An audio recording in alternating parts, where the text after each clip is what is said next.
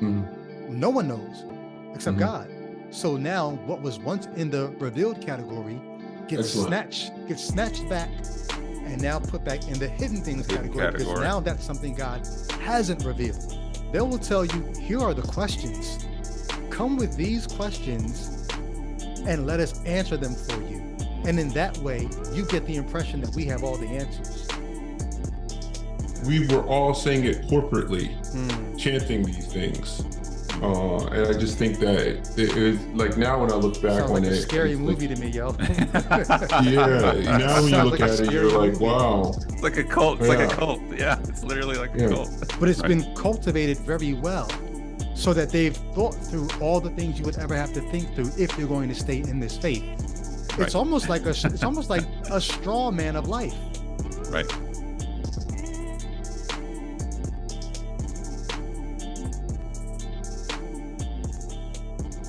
Welcome back to another episode of Ichabod. I am your host, Be Good, joined as always by my good friend Albert Kim and J Witness Protection, short for Jehovah's Witness Protection. This brother is in hiding. I would say pray for him, but if you pray for him, his boss might find out where he is. So don't pray for J Wit. Just he's on the run. And I gathered the squad this time because I wanted to talk about a phenomenon that happened to me as I was deconverting. And I just think it's fun to look back on as deconverted people from Christianity. We're going to talk about this phenomena that happens where you thought, or at least I know I thought, when I was reading the Bible, I was getting mysteries revealed to me.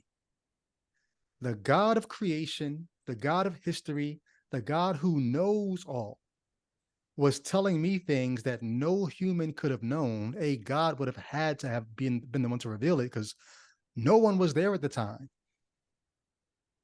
Only to come to find out that a lot of the things that I was giving God credit for, because you read it in the Bible, so, oh, that's what God did. Oh, that's what happened. Oh, the more we find out about history and about nature and about ourselves, the more you realize, oh, okay, what I thought was revealed, that can't be what happened. And then I go to the Christians to try to like, hey, help me with this. Because as a Christian, I want to help other people with this. What do I say to them? So I go to the people who are in the know, the PhD, double, triple, quadruple decade Christian professors and seminarians and theologians and pastors, and even the Christian biologists and geneticists and science. How does what the Bible say, what the Bible says, how does that square with what we're finding out about our world, about our reality? And you get some that will try to, put the two together. Here's how they still, but then you get a lot who just kind of shrug and say, well, I guess it's a mystery. God really didn't tell, we thought he told us, but apparently he didn't tell us. And whatever he was telling us, there's a truth in it, but the truth is wrapped in things that are not necessarily true. The stories are just vehicles to convey the truth that's wrapped in them. So just find the nugget of truth, the kernel of truth that's wrapped inside that big ear. If you ever shuck corn, right, you got to take the ears off to get down to the corn that's inside. There's a kernel of truth inside these stories, but the stories themselves may not be true.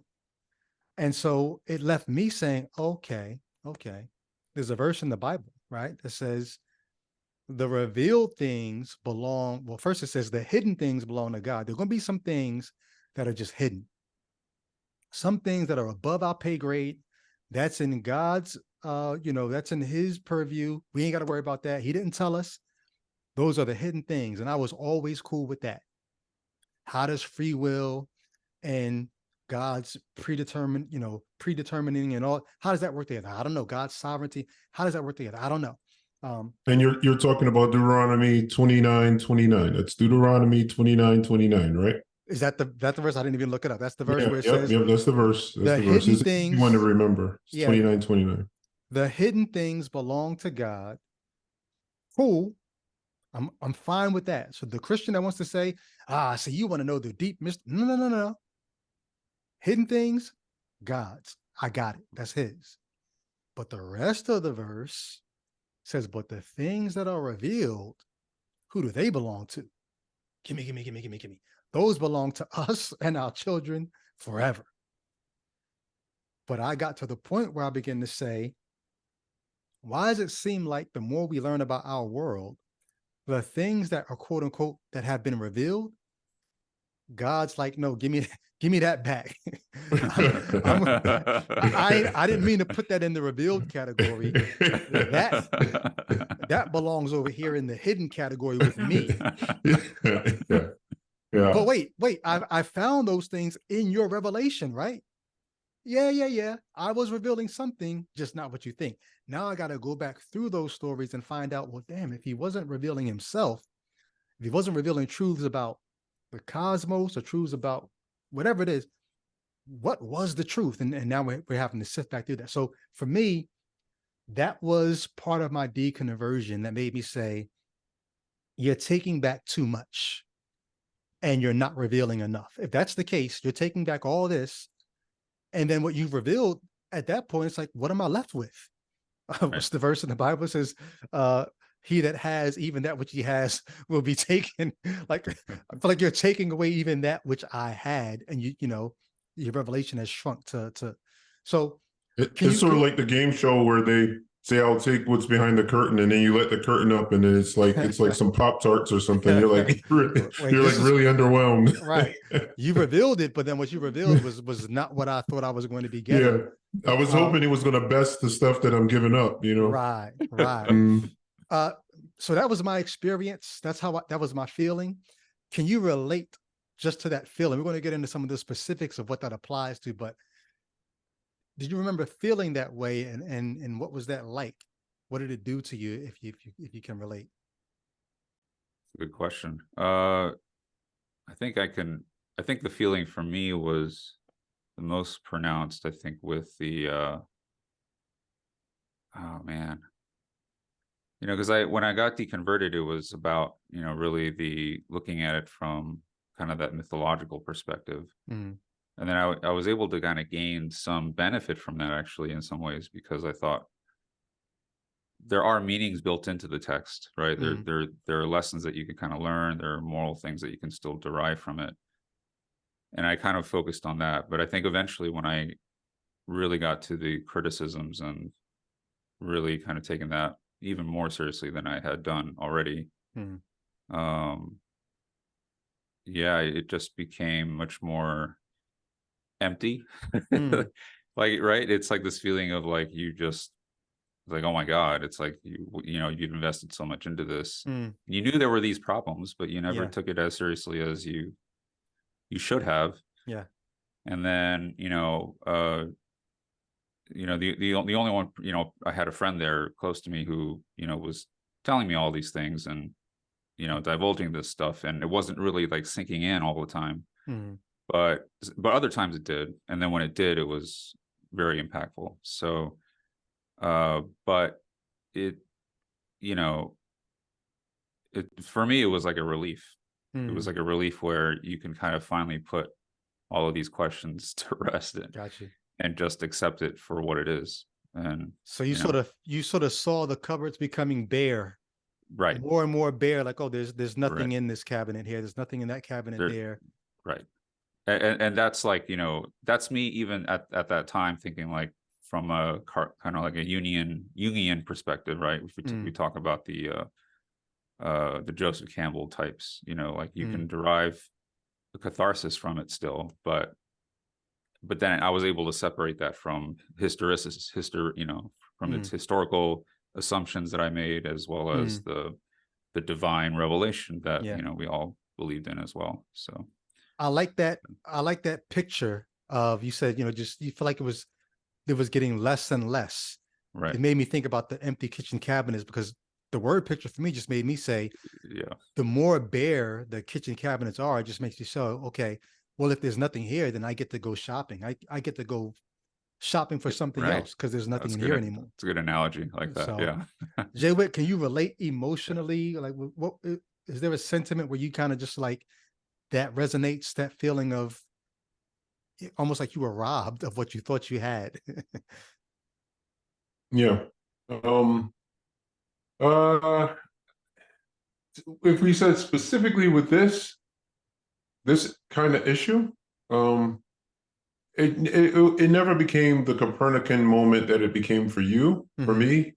But it was one of the things I was considering going out. I remember there's like all kinds of like small promises that are in the Bible and things that are said, and you're just like, once you put the magnifying glass on it, you're like Revelation 21 says there'll be no more pain. There's a promise that there will never be, you know, where he says something along the lines, there'll be no more sorrow, there will be no more pain. It's in Revelation 21.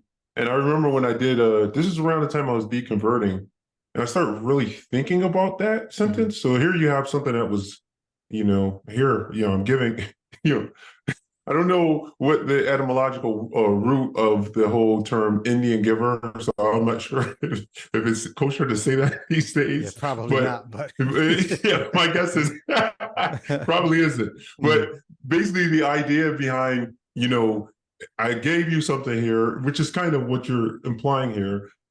It's he tells you there's going to be no more pain, and when you start thinking about it, pain is a good thing for a lot of reasons.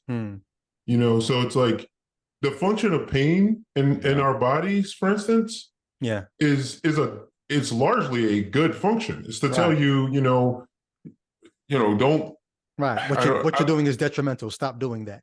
Exactly. And we could go down illustration after illustration. You could be touching something that's kind of sharp. Well, when it gets to a certain point of pressure, your body's going to give you some pain to tell you, hey, you need to let up because you might lose a limb here or something. And so to tell me there's no more, and I don't want to go to deep dive, but if they say part of the disease of leprosy was that it would kill a lot of your nerves, your ability to feel things. And then I've heard preachers expound on that saying, hey, you become desensitized to sin. Well, think about it. If you didn't have any pain in your body at all, if you just a blanket promise that there's going to be no more pain, that's like having leprosy, essentially. It's like, like that ain't good. What happens when a person has leprosy? Well, they end up wearing their extremities down to like nubs because they go ahead. I can see it in Brady's face. I could hear somebody say you're taking that way too literally. Like it's yeah. That's probably the smart. Yeah. But even there. Okay, so you gave me something. You told me there's going to be no more pain. And then when I take you seriously on it, somebody says, oh, you're taking it too seriously. Okay, then how seriously should I be taking it? Gotcha. All right. Gotcha. It's not like it comes along with an instruction manual that says, all right, don't take it beyond. Right. Only take 3 pills a day. Like it doesn't. Well, Jay Witt, to kind of add to that, it's almost like, complacency is a thing, right? When you talk about being in our glorified bodies, right? Having no, tears left and no pain and things like that. But it's like, how can you even conceive of anything like that at all, right? It's like we have pain, but then we appreciate that we have pleasure at the same time. And some pleasures are painful. Some pleasures are semi-painful. So like the distance between semi-painful and pleasurable, depending on what it is, might not even, it's like, lest anybody gets perverted here. Like, let's just, like, we think of going on, here like, it comes. you think of going on a roller coaster and coming to the edge or the brink of death and having a day like scared out of you. You know what I mean? Well, that's a pleasurable thing that's kind of connected to a certain kind of fear or whatever. Well, no, but see what you're driving at though is our evolution, right? Whatever we are, we have developed the ability to assess situations, and we have these healthy fears.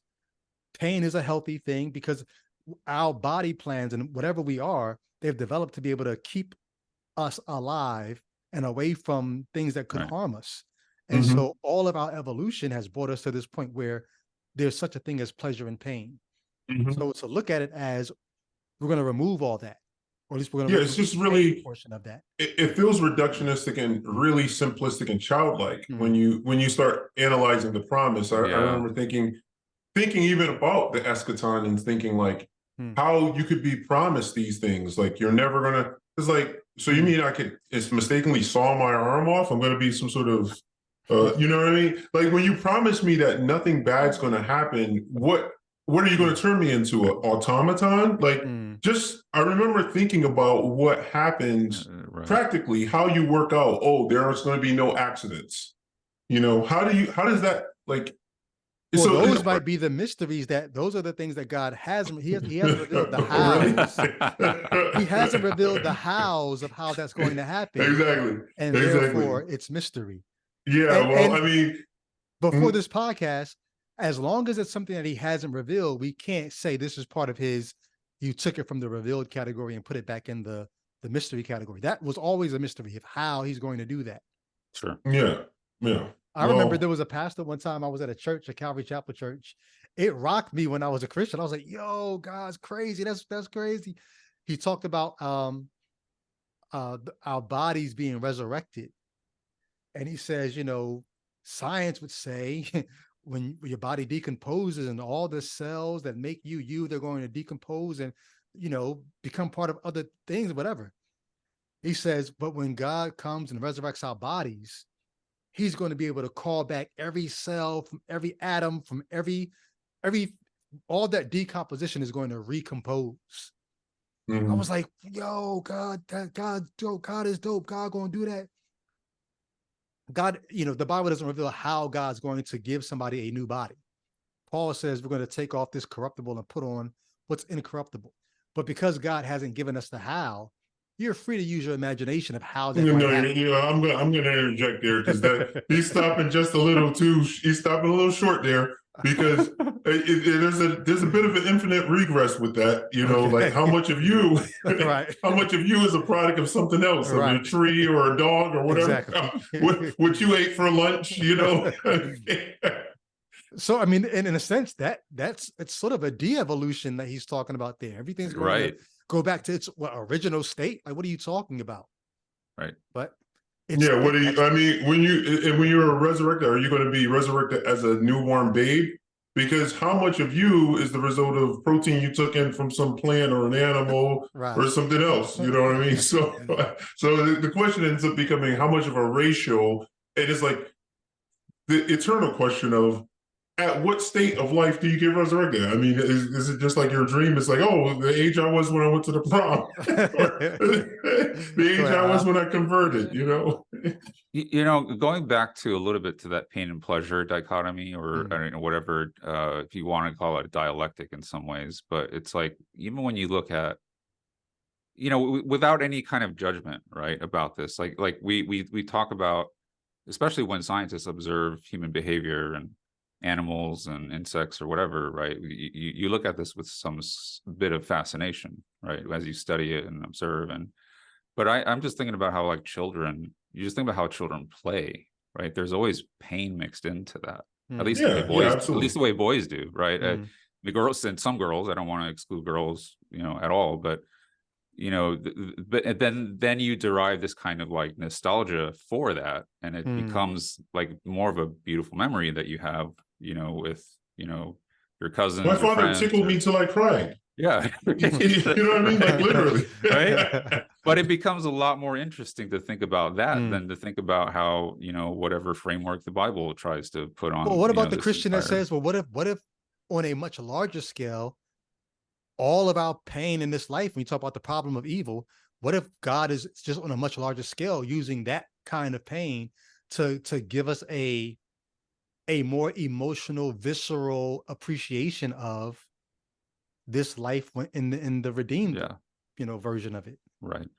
I mean, let's just face it, that Revelations 21 passage is basically happily ever after, which is the ending on a lazy writer story. You know, where you just, you know, like you don't have to resolve anything. You don't have to, like, you know, actually bring it to an end. You just say they lived happily ever after. I mean, that's exactly what they're giving us, the eschatological version of that, happily ever after.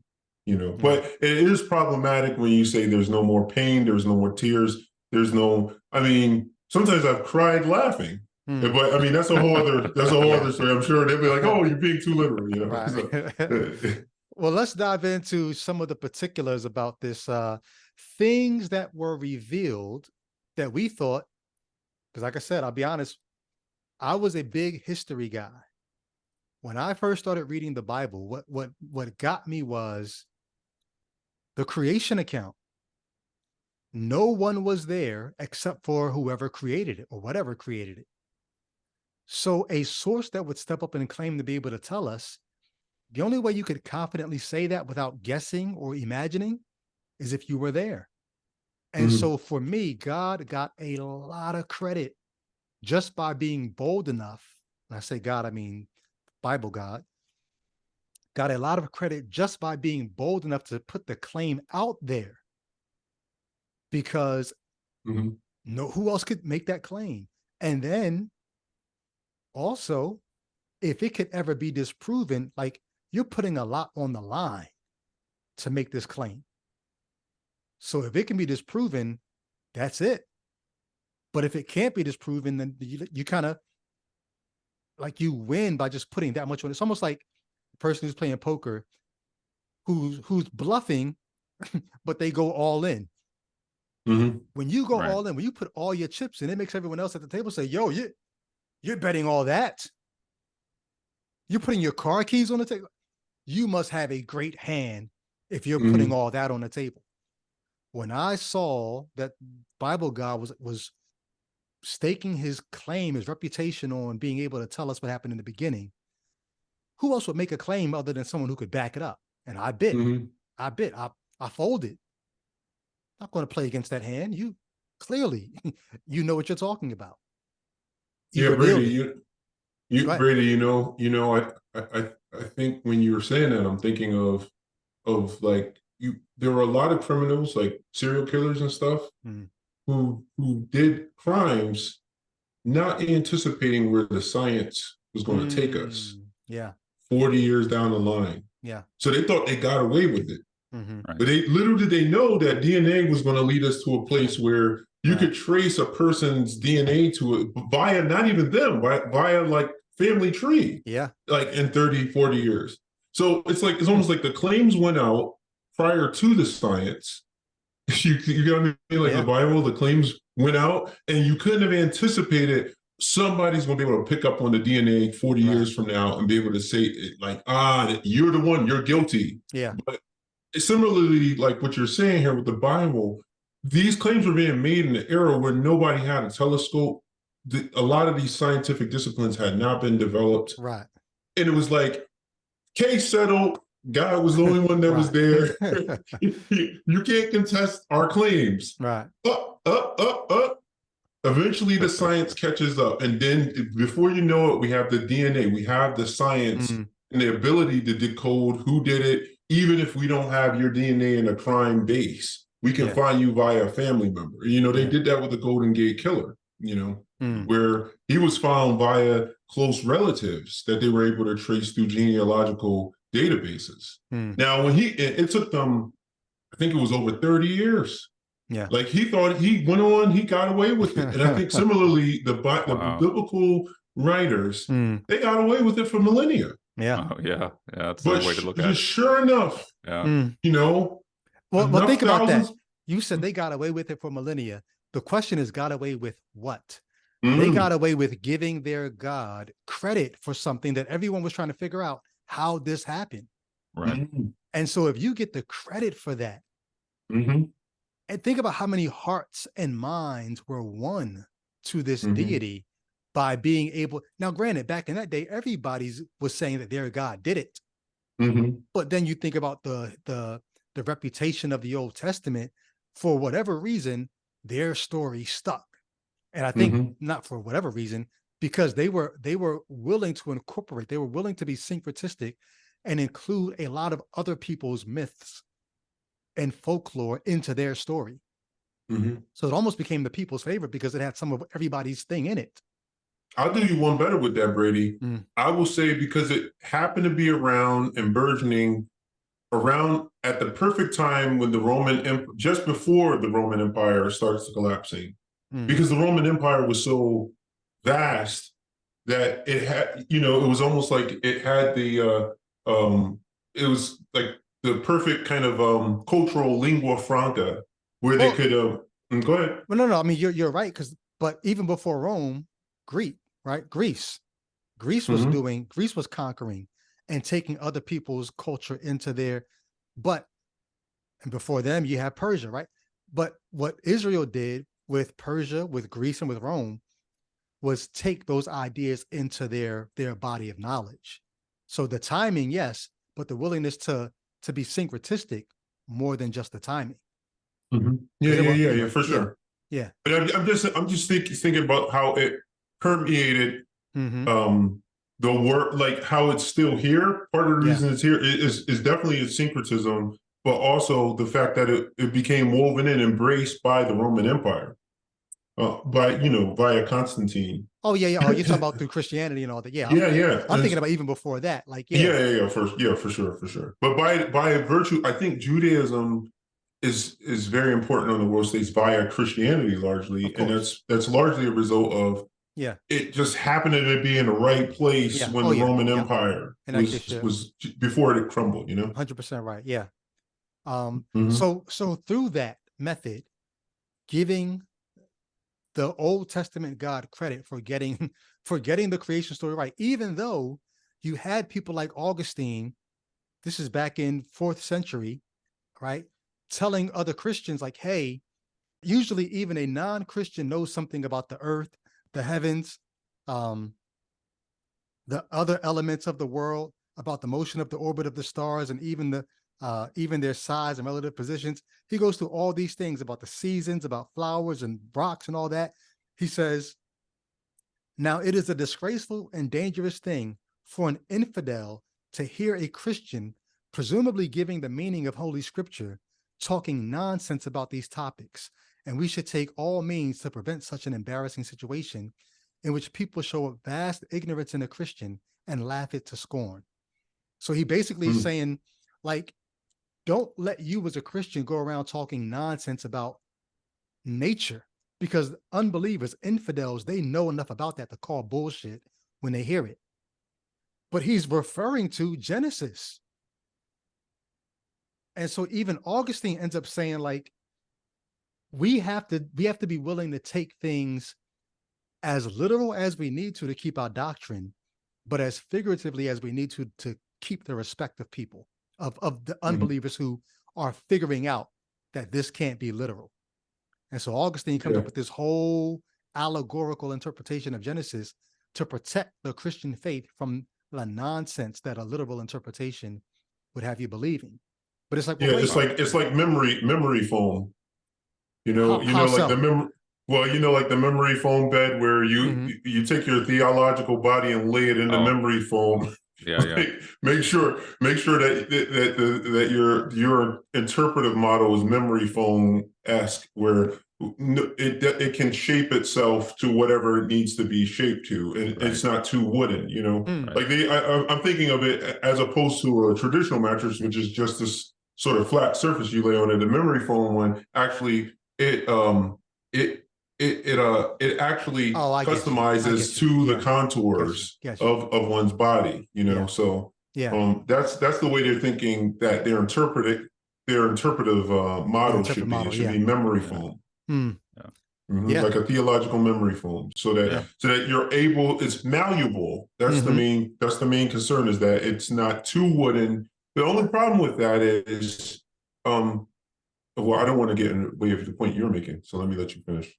If we have to do that memory foam kind of thing with our understanding of Scripture, what that means is it can't be what it was. It has to always be becoming. And this is what the liberal theologians do. They were comfortable with the Scriptures becoming something else, meaning something different for every generation, meaning something different for different people, as opposed to, it has to always, when you learn hermeneutics, one of the first things they teach you in hermeneutics is a text can never mean what it never meant. So you can't make a text say something today that it never was saying. Mhm. You know what I mean? But if you're going to keep up with the Joneses of modern science, if you're going to Mhm. keep up with the Joneses of modern morality, you Mhm. can't have the text always saying what it always said. It has to always be saying something else. And so whatever was revealed to have been said in the past, no, God couldn't have been saying that if that's going to lead to it being an error. Yeah, It and that must not have hermeneutic been also saying. makes assumptions. Yeah. There are assumptions but baked into that hermeneutic that you just quoted, because you can't, if you can't identify what it ever said. I Yeah. mean, we've had plenty of conversations about that. Like, Mhm. just identifying what it actually meant. If that's a problem, then you've got a huge problem on your hands, right? You said you can't ever have it mean something it never meant. But what happens when you don't know what it meant? Right. What it ever meant. Right. Exactly. Yeah. I'm kind of curious, Brady, because you're the only one out of the three of us that went to seminary. But it's if we take the memory foam, as a framework, right, as a way to describe how interpretations have to change over time. But when you get to like the reform schools, they have a very seemingly tight Yeah. hermeneutic and interpretive framework in which they interpret the Old and the New Testament. But did you still see, in some sense? I mean, I'm not talking about people who necessarily Mm. have a theistic evolutionary view. Mm. I'm talking about people who still try to maintain some kind of literal interpretation of those things, or do their best. But even in that model, you still see an evolution, right? I mean, I would assume that you did, You even in see, that sense. you see, you see micro evolution of the theological Right. kind. So not Exactly. even referring to biological, there's theological micro evolution. So that as long Right. as we're still talking about God being in control, we can amend our beliefs a little, but we can't go so far as to not have a Right. a doctrine of inerrancy. We can't go so far as to Mhm. not have a robust doctrine of inspiration. Yeah. Yeah. You call the presuppositional method too Aristotelian or something, and then we will just change the terminology to covenantal. Exactly. so, Yeah, so that exactly. it sounds more biblical. Well, it was interesting because I met with one of my former professors just last week, and I wasn't necessarily trying to, maybe I was.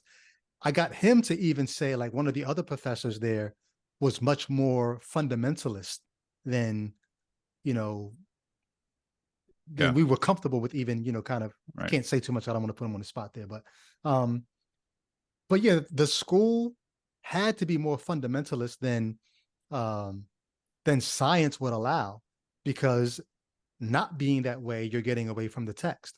But either way, for me, I ended up saying, I thought God had revealed how he created the world.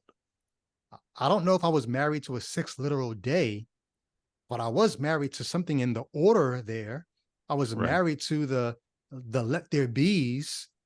You're speaking this into existence. I was married to the creation of man de novo, as they say, from the dust of the ground, with no relation to the animals.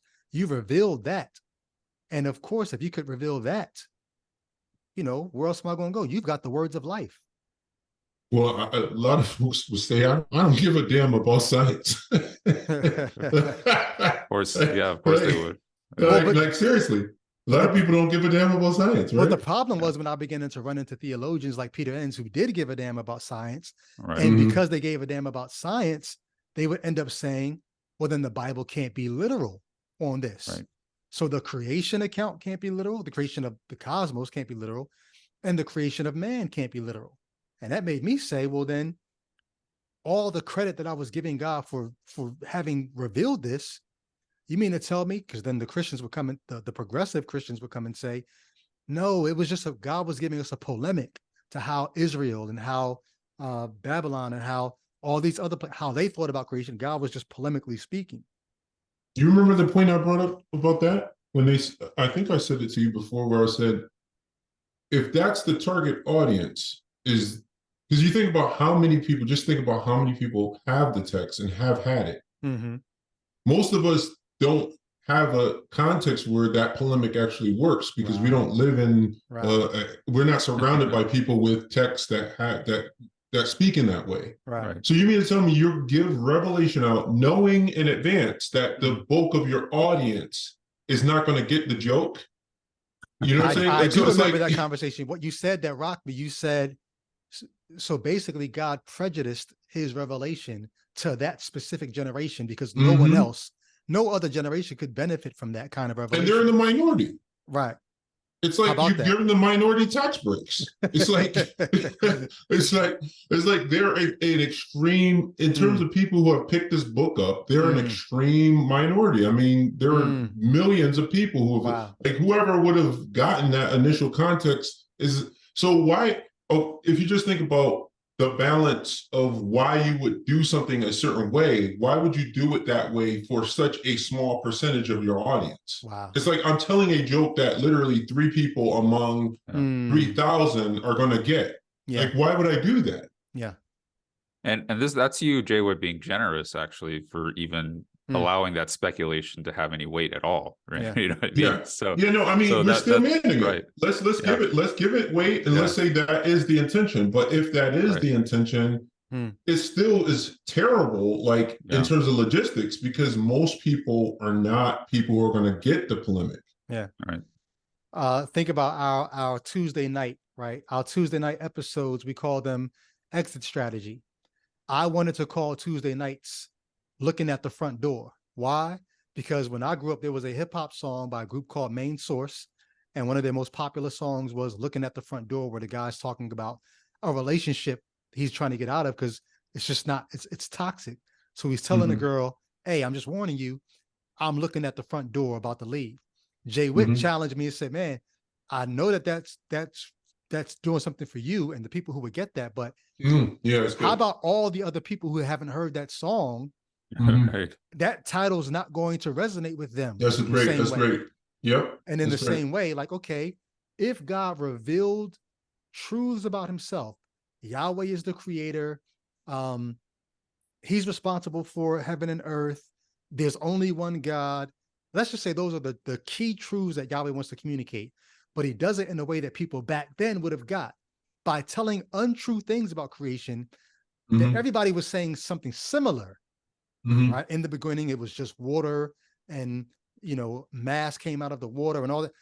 Everyone's telling a story like that. They've got a Tiamat. They've got, divisions happening where, man is made from the body of this. And he uses that as a template. Right. That's just a template. It's not true. It's not true. Right. It's just a template that people back then would have got. But to then tell that same story to people in 2023 who don't get that template, that's prejudicing your revelation to them because they got it. Now we've got to try to get it the same way. And everybody in between here and there, because there's tons of people in between here and when it was given that also wouldn't have gotten, like, you basically would have been born in that context where that's the way this particular kind of story was being told. I mean, who knows when that story stopped being told that way? Well, that's not the only who knows. The other who knows is if God was not being literal, and we know he couldn't have been. Now we know that couldn't be. But if God's not being literal, then who knows how creation happened? No one knows except God. So now what was once in the revealed category gets snatched back and now put back in the hidden things category, because now that's something God hasn't revealed. Excellent. Yep. So yes. So it's like That's so funny. That's great. Yeah. Al, can you think of any? Al, can you think of any cases where there's something that we thought was revelation, but then also called bait and switch. Bait and switch. Yeah. I like bait and switch. I also like the I used to use the analogy of the stolen valor. When people celebrate the Marines, the military. Yeah. If you wear a military uniform and you never serve, military folks look at you like you're stealing the valor that we deserve. And I used to say, that's what Bible God has done. He's stolen valor of creator. And then having to say under his breath, oh no, that I didn't really do that. Or I did it, but I didn't really tell you the truth about that. But I gave you credit for, you know what I mean? Like, but Al, can you think of, Yeah, can you think of any situations where we thought it was revelation, but then we end up saying, I guess it wasn't? So I'll just kind of segue from because we're talking about Genesis, but just look at the global flood story. If you look at, so let's grant some of the mysteries, right? The assumptions here, right, of how God did it, right? Did he actually gather every pair of species out there, right? I mean, obviously, if you look at the numbers, if you look at like you can do the calculation yourself. It's like, was there even enough room, and was there a way to count for dinosaurs and all that stuff? And so I'm not going to even go there because that's like pretty obvious. But if we talk about like, there isn't enough water in the world to even do that, right? To have a global flood like that. So, but let's just assume that was God in his mystery kind of performing that in some miraculous way. Let's also assume that he somehow was able to preserve the salinity of the oceans as that event was happening. Let's assume that when the flood receded, that he was miraculously just, I don't know, he had to evaporate water, I guess, into space or just disappear. Let's just assume that all of that God was able to do somehow, right?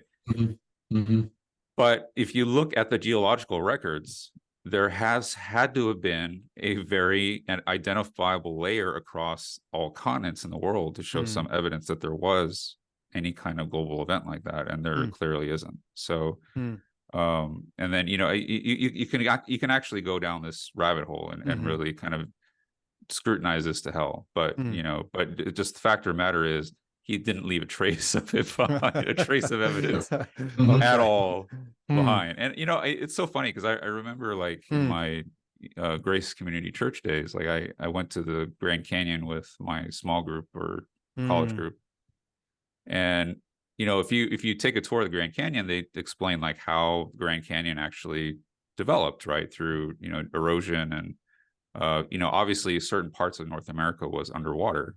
Right, but doesn't necessarily mean it was a global flood.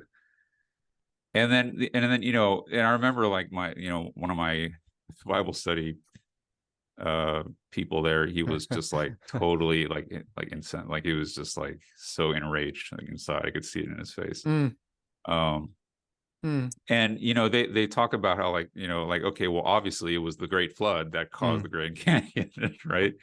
And then if you look at like you go to Answers in Genesis, right, Ken Ham has a whole thing about it and all that stuff. But the fact of the matter is like, there's really there's no evidence of a global event like that at all. Like they might point to the fact that there are other cultures, ancient cultures, that also believed in some kind of event like that, but they use that as a way to buttress their position and that fact. But yeah, that's one example. And then any thoughts on that? I don't know. Yeah, so that's something that God revealed that he did in history.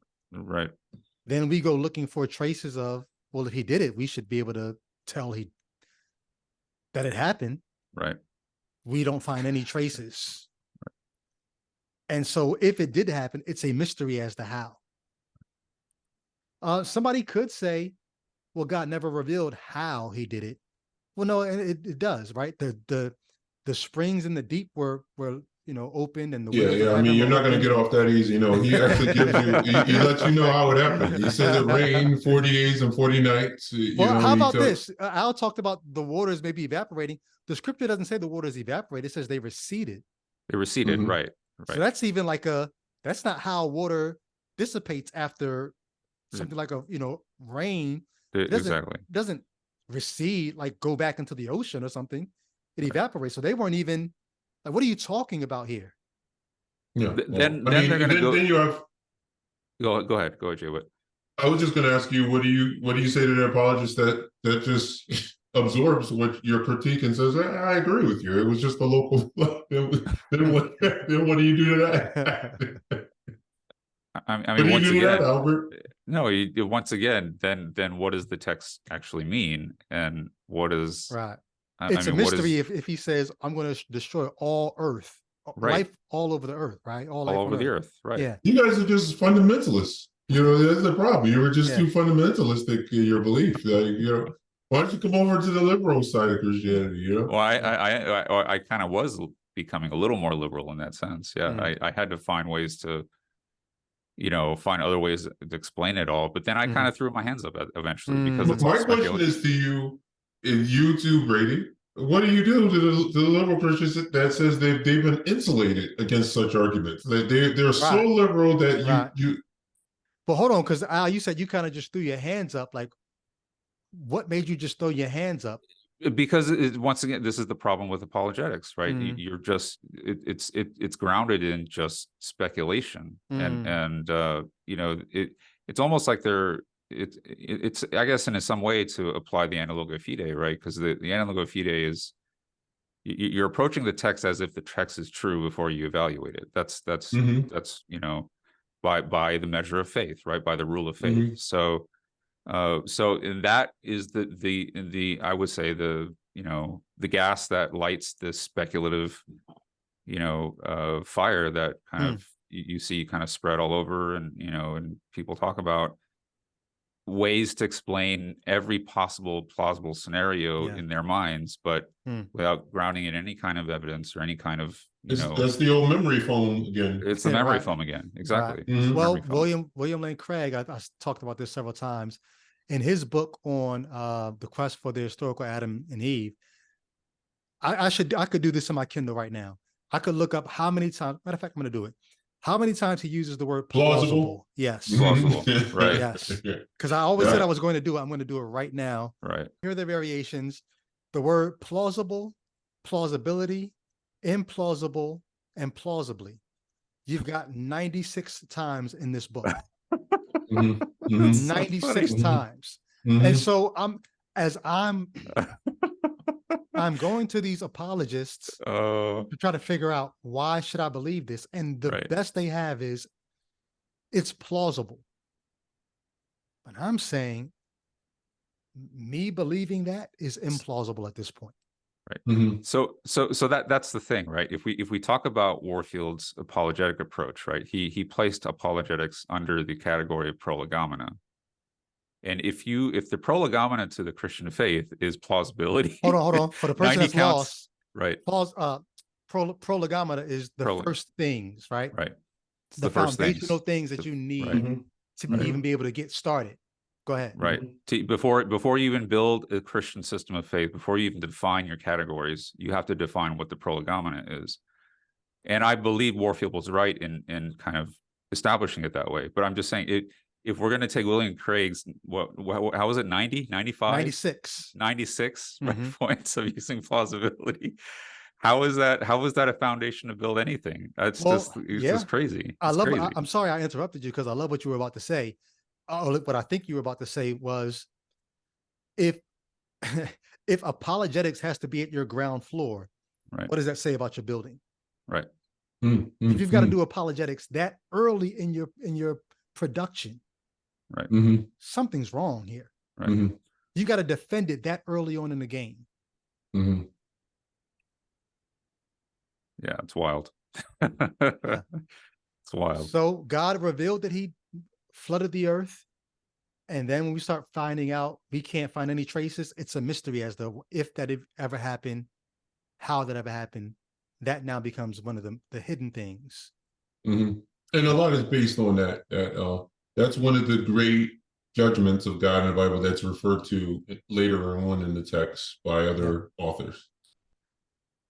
Exactly. What did Jesus himself seemingly believed the story? Right. And he says, as it was in the days of Noah. So he's already hot linking to that story. And so there's a link between the New Testament and the Old. Yeah. Yep. There's even mystery within the story, because you have, you skipped over this, Al, you mentioned it, but you said you didn't want to spend time on it. But you have, the animals, right? 2 of every kind in one version of the story. Then in a few chapters later, it's seven pairs of animals. Right. Yeah. And apparently he had some to offer up as sacrifice. He saved them from the flood only to sacrifice them on the other end. It's a mystery as to how you're taking 2 of every animal and at the same time 7 pairs of every animal. How are you doing that? Right. So even as you're revealing stuff, you're creating more mystery. Right. Well, that's going to be to the point I'm going to make, but Okay. Believe it or not, some apologists will say, well, you can't have 7 pairs if you don't have 2. Like, believe it or not, some of them will go there. They'll be like, well, it's not inherently contradictory to say there were 2 pairs if you have 7. You see what I'm saying? So, Christian, your mission is to figure out how all of the things that were revealed, how can we keep them as revelation and not just chuck it up to mystery? That's the Christian mission. You will spend the rest of your life trying to figure out how to rescue things from being chucked over into the hidden pile. It's a feudal enterprise, really. It's a really feudal enterprise. Wow. One of my best friends told me, he said, I feel like that's the excitement. Like God invites us to do that. That's one way to see it. Yeah. I'm like, while you're doing that, if the Bible is true, souls are perishing because they can't get their hearts and minds around the implausibility of your plausible, of your 96. No, the God of this world has blinded the eyes of unbelievers. Well, I mean, these are believers who are losing their faith because they can't get their hearts and minds around how implausible this is. So while you Christian are taking your time saying, oh, it's exciting, I get to figure out how this seemingly contradiction is really not one. It's exciting for you because you're credulous to it. The person who's becoming incredulous and losing their faith, it's not exciting for them. Yeah, that's a low bar for excitement too, if you ask me. That's like telling a woman, your husband is giving you all these signs that he's cheating. How exciting that you get to try to figure out how the signs don't look like what they really. It looks like he's cheating, but he's really not. You got to sit at home and figure out he's probably out bowling.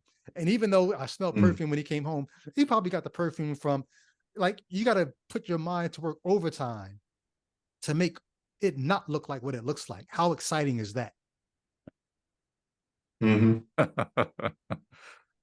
Exactly. Jay Witt, can you think of any? We thought it was revelation, but maybe not. Well, yeah, I mean, basically almost any genealogy in the Bible for which there are more than one, where there's actual pair in the text, you're going to run. I mean, the whole point in the genealogy is to say, this is how it went down. This is historicity in front of you, like such and such begat such and such. But whenever you have, it's almost like some sort of copy of genetics, and then you get like a mistake. It's kind of, you referred to this, I think, in the other, where you have these little glitches in the code, and then you'll say, okay, I'm not going to go down that rabbit hole, but you were speaking about how it would be highly unlikely that it happened in 2 different species at the same point, that these little like amendments, or these little mutations. Are you guys there? Okay, because my computer froze up. Mutations occurred. So, but the great thing with the genealogies in the Bible is that you can put them side by side. I dare you to take any 3 of them that you can find where there's more than one copy, and try to see if you can see the human. You can see the human end so clearly when you do that, because you're like, wow, all they had to do, like, we had one task for an omniscient God. You have one task. Like, you don't have to get the science right, because we could write that off as he's being poetic or whatever. He's waxing poetic. All right, but when it comes down to genealogies, you don't have poetry there. Like, nobody's arguing for genealogies being poetic. They're supposed to be historical records. All right, so let's take. You got one job. You know everything. You know where everybody is. You remember everything. You got one job with a genealogy, and that's just to make them line up. That's it. Like the 3rd generation is supposed to line up on both of these genealogies. Like, so you go to the book of was it Matthew? You go to the book of Luke. Boom. What do you know? Just exactly what you would expect would happen if you had 2 different human beings writing genealogies. They just don't line up. But I want to draw your attention to 2 particular genealogies. One is in 2 Kings chapter 8:26. Ahaziah, this is the English Standard Version. Ahaziah was 22 years old when he began to reign, and he reigned 1 year in Jerusalem. His mother's name was Athaliah, She was the granddaughter of Omri, king of Israel. It's important here because sometimes with genealogies, when things don't add up, people will be like, "Oh, well, he's talking about his grandson, etc." But because of that latter clause, you're going to see there's some serious problems there. So we're going to go to two Chronicles 22:2. Ahaziah was 22 years old when he began to reign. Now, remember, the last one said he was 22 years. Okay, let me see. Let's see. 2 Chronicles it was 22. Let me see. Oh, the Hebrew says 42. So it's CK. So I guess the ESV swaps it out. Yes, the ESV swaps it out. Let me pull up the. Wait, what? We're gonna reread this. The ESV fixes it. It fixes the discordant passage because it says here in the ESV it says Ahaziah was 22 years old when he began to reign, and that's exactly what it says in 2 Kings. But that's not what the Hebrew like. It has a footnote here. Maybe we should just leave this in there.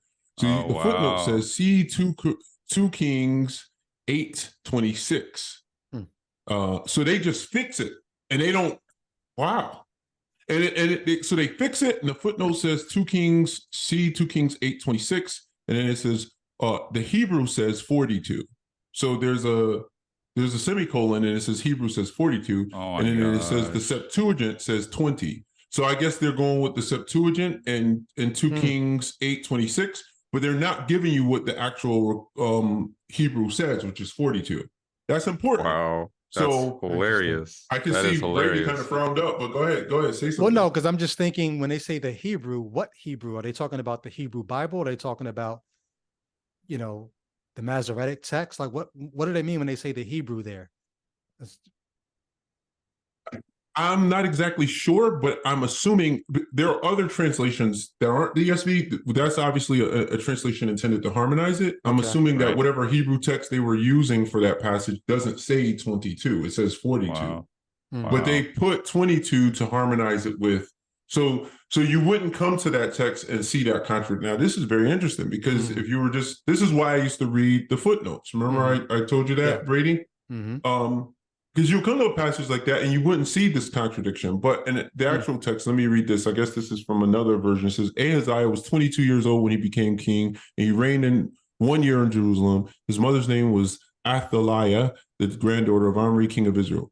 2 Chronicles 22:2 says, Ahaziah was 42 years old. So there's a 20-year difference. When he became king, and he reigned 1 year in Jerusalem. His mother's name was Athaliah, the granddaughter of Omri. So that last passage lets you know who, you can't say this is Ahaziah, some other Ahaziah, because it's the same mother and Omri or whatever. But, and so they couldn't wiggle their way out of it. And wow, this is interesting. I didn't know that. So this is occurring on the pod. I didn't see that the ESV harmonized this. I don't know if that wasn't an intended lesson here. But what if somebody just says though, that's not revelation becoming mystery. That's maybe just a scribe messing up.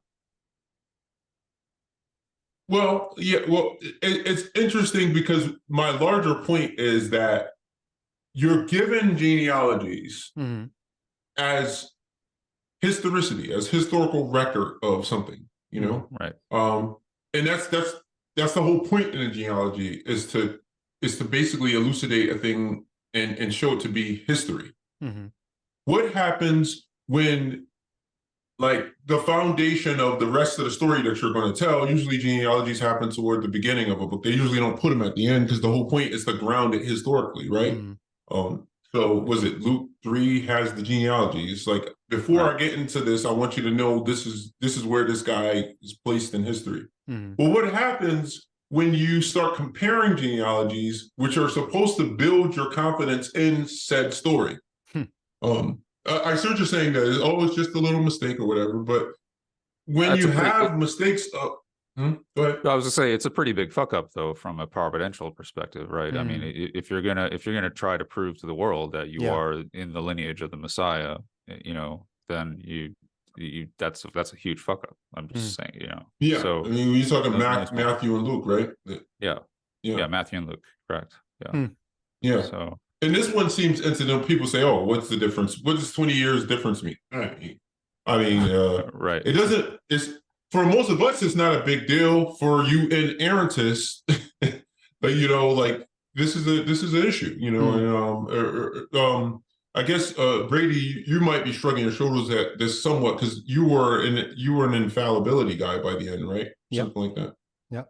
So you would have seen this and been like, yeah, that wouldn't have no harm, no fazed foul. me as much as some of the other ones. Yeah.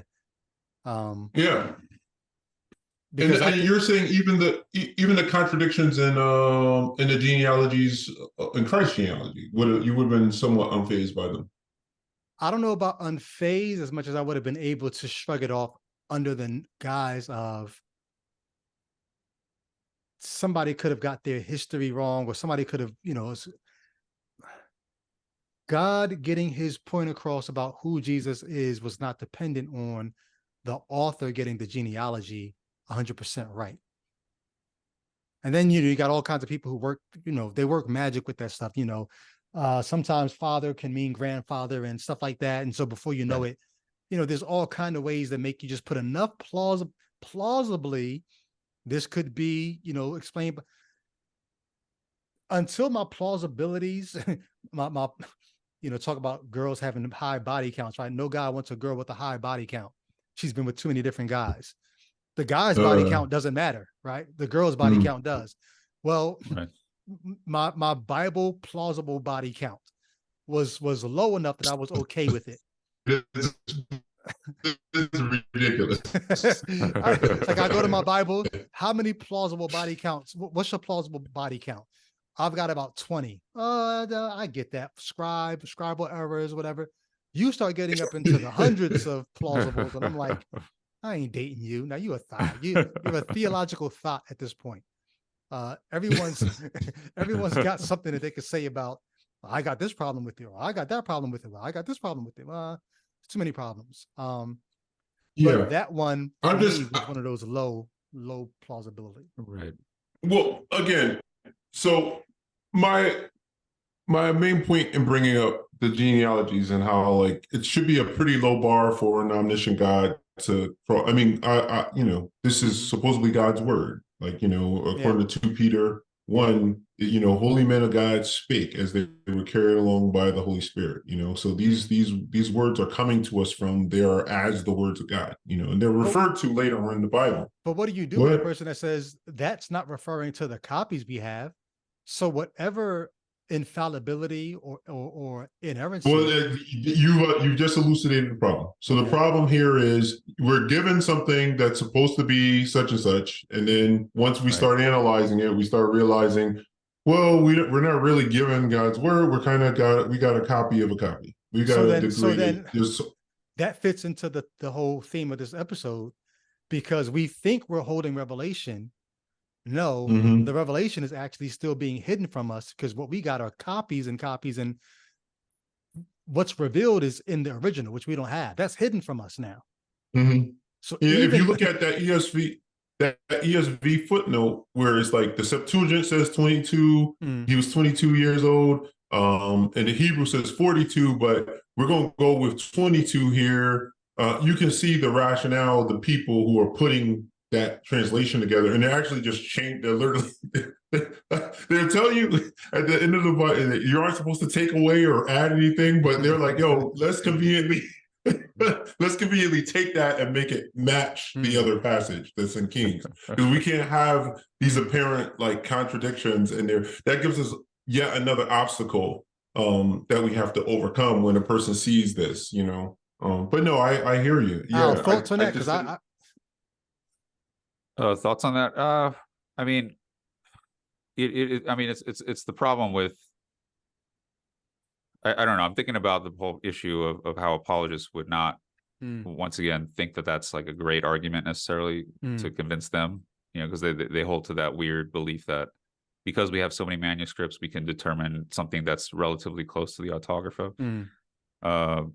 But yeah, no, but it's, that other than that, I think unless we address that in some other way, maybe that's what we got to do. Well, so, I'm tempted to say this actually hits home more than I thought it does, because once you start thinking about the fact that we don't have original manuscripts, we have no idea what was revealed. Right. It all is hidden to us. Well, you are addressing it right now, actually. Yeah. Yeah. Exactly. Yeah. Everything is hidden from us. Yeah. We have no idea what was revealed Yeah. if scripture is the revelation.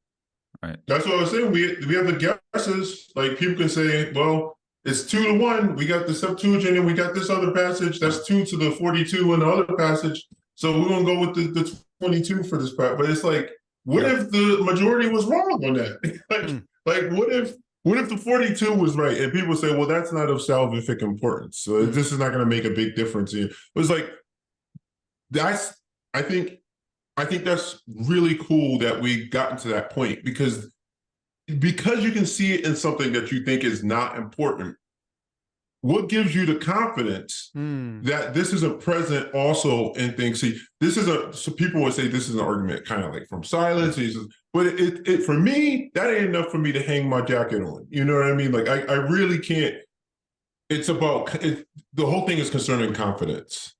When something so unimportant like a 20-year span, and they got the 2 right, the one says 42, the other says 22, so you know there's a scribal error. You pretty much know, unless you're being really dishonest with yourself, this is a minor scribal error and not much is hinged on it. It's just but the fact that it shows up lets you know that, oh, human hand is playing a role in this thing. You see what I mean? So that's something that inerrancy people, they don't want to admit. But when you come to passages like this, where even the ESV, I think that was headed by a bunch of like reform dudes, they had to correct it. So, I mean, if you didn't think that it was important, you wouldn't have changed it and tried to correct it, and then footnote it. You footnoted it like, all right, like you were doing your due diligence by putting in a footnote, but you're only revealing that you're being a bit deceptive because the passage and what's it in 2 Chronicles does not say that. It actually doesn't say that, but you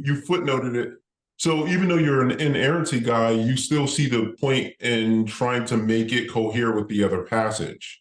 Which it doesn't, and that lack of coherence means that it's a human error. All right. So if the human error can be seen in this basically incidental kind of detail, we know that a human hand is at work here. And at least in this particular book. I mean, whether it's, and how do you know it's not showing up in other more important places? Like that's the thing that I think tripped me up too. There's so go ahead. No, there are just so many great analogies when it comes to this. Like Jay, what the analogy you said the other day was finding a little mold on your bread. Remember? Bread, so bread as opposed to certain kinds of cheeses where you could just break off the piece of mold off the cheese and it doesn't, but in bread, for instance, the network that connects the mold, if you see any mold, it's all over the bread, and the same thing is true with certain kinds of cancers. They want to be preemptive when they see a little something that's a little more advanced. They're like, oh, let's be just preemptive and zap the whole thing with radiation because we just don't know. We don't know. There could be trace amounts of this more advanced thing. Can you imagine? And it could be I was gonna say, can you imagine taking that kind of approach to the Bible? This is why the liberal theologians are liberal, because once you see the human fingerprint, it takes a lot for you to assume, oh, it's only there, or oh, it's only in this kind of passage, or oh, it's only like, no, you realize this is what I'm dealing. This is the nature of the thing that I'm dealing with. We gotta hit the whole thing with radiation. So now let's do one more for the sake of time. like literally. I'm gonna go to one more. Like, wait, I thought you had revealed something, and then you come to find out, wait, that can't be true. Okay, it goes. So stick with me here. One of the questions I used to have, young Christian trying to figure out what did God do in His world. I said, like, how did we get to the point where you got different ethnicities and people in Asia and people in Australia and Africa, and they got different gods, and how did it get to the point where God's a mystery because you got all these different groups of people, but then God's only got one people? Well, God is revealed, hasn't He? Hasn't God revealed how we got the different nations? So, Tower of Babel, or is that where you're going? Well, right around there, right? Most people go to the Tower of Babel, But first, if you don't pay attention, so what Jay Witt did with the genealogies, right? You said if you lay them out side by side and read them, then you're like, oh, they can't both be true. Well, Right. you could do that with a number of different things in the Bible. It's because we read the Bible linearly, and it's funny because I don't quote Bart Ehrman in my book, but Bart Ehrman said something that struck me. He said we read the Bible linearly, and so we just accept what it says here, what it says here, what it says here, and then what it says there, and we never stop to look at, wait, what it says here and here contradict, because by the time you got here, you forgot what it said here. But if you lay them out side by side, you'd be like, what the fuck? Like, it can't be. Yeah. So how did we get the nations? Turn with me in your Bibles, church. Go to Genesis chapter 10, and I'm going to read a few passages from here. All right. So how did we get the nations? According to Genesis chapter 10, these are the sons of Noah. So God's already, and Al, you talked about the flood, right? God floods the earth, and now he's got to be populated because it's just Noah and his sons and their wives, right? It's 8 people. Noah, his wife, his 3 sons, and their wives. 8 people got to be populated the earth. So I'm not going to read the whole chapter, but this is what you see. Okay, you tried to say that real fast. You think you slick there? What? You said 8 people got to repopulate the earth, and then you said it real quick. No, I mean, hey, have at it, right? Yeah. But listen here. So these are the generations, Genesis chapter 10. These are the generations of the sons of Noah, Shem, Ham, and Japheth, right? Sons were born to him after the flood. Wait. Oh, sons were born to them after the flood. Sorry. And these are the sons, and now he breaks them down by tribe, by clan. So verses 2 through 5 is all of Japheth's sons. He names them. I'm not going to try to pronounce the names. He names them. But then look at verse 5. From these, the coastland peoples spread in their lands, each with his own language, by their clan, in their nations. That's how you get those nations and clans, by their languages. Then verse 6, the sons of Ham. I'm not going to read all of his kids because he got busy and had a lot of kids too. But then you got to go all the way down to verse 20. And you got the same kind of summation. These are all the sons of Ham by their clans and by their languages and their lands and their nations. So these are people to the south and east of where Israel is going to be, right? You got the coastland people.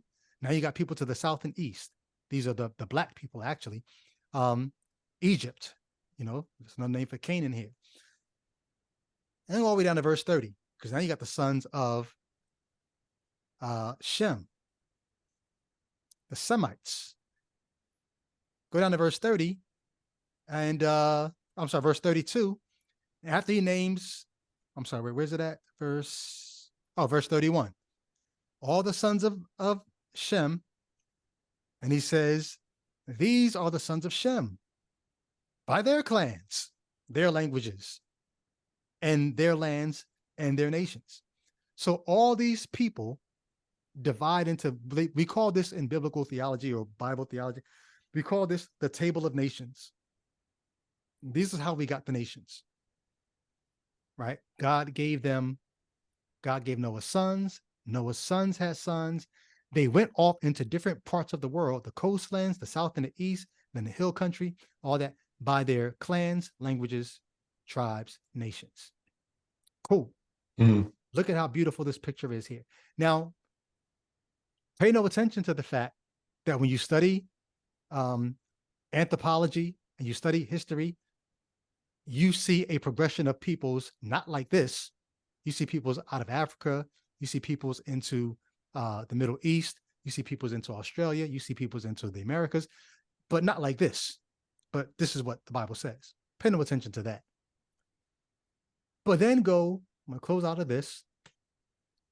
Go to Genesis chapter 11, the very next chapter. not like 3 chapters over or 3 books of the Bible over. The very next chapter. And lo and behold, now the whole earth had one language. Now hold on, wait. The whole earth had what? Right. The whole earth had one language. But Shem's sons, Japheth's sons, Ham's sons, they all had their own languages in each of these different. No, the next chapter says the whole earth had one language and the same words. And people migrated from the east. They found a plain in the land of Shinar and settled there. They said, come, let's build ourselves a city so that we won't be spread out under the heavens. And then go all the way down to verse 9. Because what happens is God sees them building the tower. God has a problem with the tower. Their people are as one. They're not spread out like Noah's sons are. They're one. And nothing that they set their hearts to do will be impossible for them. So God confuses, verse 7. Come, let us go down and confuse their languages so that they may not understand one another's speech. So the Lord dispersed them from there all over the face of the earth, and they left off building the city. Therefore, its name is called Babel, because the Lord confused the language of all the earth. And from there, the Lord dispersed them over the face of the earth. So how did we get the nations? Is it because Noah had 3 sons and his sons all had their own languages and their tribes and they went off their different ways? Or is it because they were all one and God came down and confused their languages and they couldn't understand each other? So they had to not only stop building the tower, but they also had to just branch off and I don't know what you're talking about. I don't know what you're talking about, and go their own separate ways. So it's like, wait, did God reveal it? Or even after he revealed it, do we now have to say we don't know? Because it's a mystery. We don't know how these two can both be true. It's mystery. I think it was Keller who, I can't remember what the point was, but at some point he's like, it was something similar to this where there was seemingly a contradiction on the heels of something else, and he was like, all right, just be as gracious as you would with any other book, essentially. And like you wouldn't assume that the next chapter he contradicts. So in other words, you've got to harmonize it. Like charity requires that you try to harmonize it with the previous chapter. You're already shaking your head. That's horrible. That's horrible. Yeah, I mean, but there's no sin in chapter 10. This is Noah's sons having sons and going off and being people, building civilizations. No, but I mean, you understand what Keller would be saying. He's saying you, as a person that's coming to the text critically, would have to be charitable to this in the same way you would be to any other document or that's book. What Dr. Michael Brown said, right? Michael Brown said that about the contradictions of Genesis 1 and 2. If the author put them together, if the author put them together, clearly they know they contradict, so they must be saying something other than the contradictory. Yeah. But that's assuming that these aren't this isn't a cobbled together bunch of different stories that the person just compiled, Right. For whatever reasons, they were okay with the contradiction.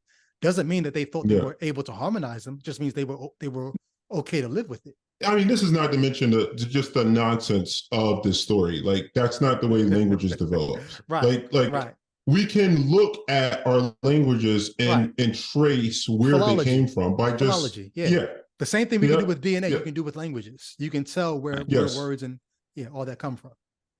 And it actually works quite a lot the same way species do. I remember I forget who it was. I was listening to or watching a video where a person was comparing branching out of species to language and the way language develops. So like it's almost speciation with language. It's the same type of a quality. Like, you might have, like, for instance, the English language comes from German, right? Which can ultimately it's drawing on certain Latin words, etc. So you can kind of trace a lot of this stuff back to the Roman Empire, essentially.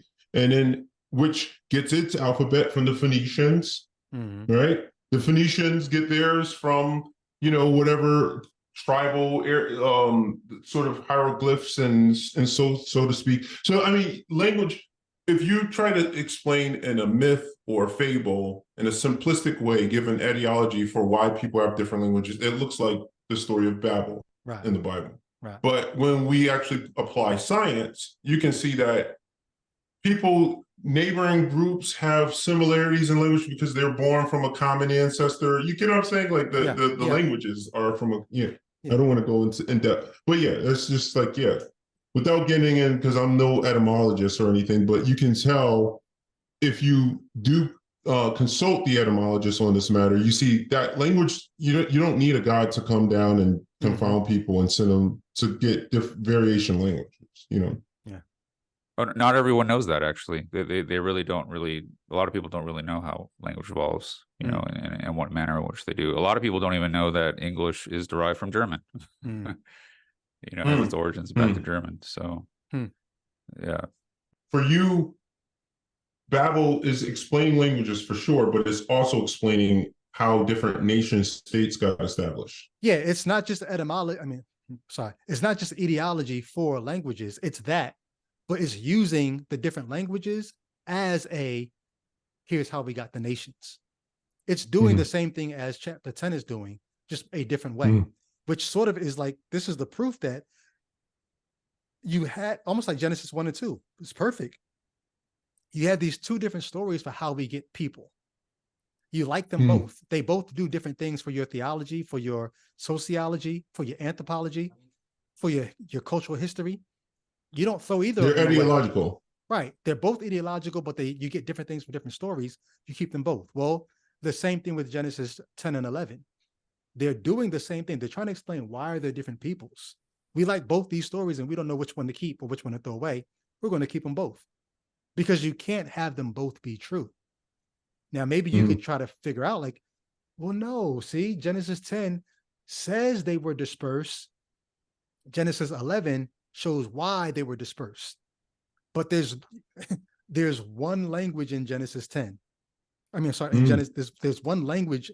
No, I understand. Yeah. There's a tower. There's a rebellion or some kind of sin. Right. There's all this before God confuses their language. When in chapter 10, it's just we peopled off. We peopled off and went here. I've also read that. I've also read that was an etiology for probably like an abandoned ziggurat type building. The story of Babel, Yeah. It could very well be just something that was within their eye space, like they saw it and incorporated it into a story. Yeah, it's like, you see, why didn't they ever finish the top of that ziggurat? Well, I'm glad you asked the question. Right. Let me tell you a story. Gather around, kids. Gather. Yeah. But basically, my only point is, I thought God had revealed.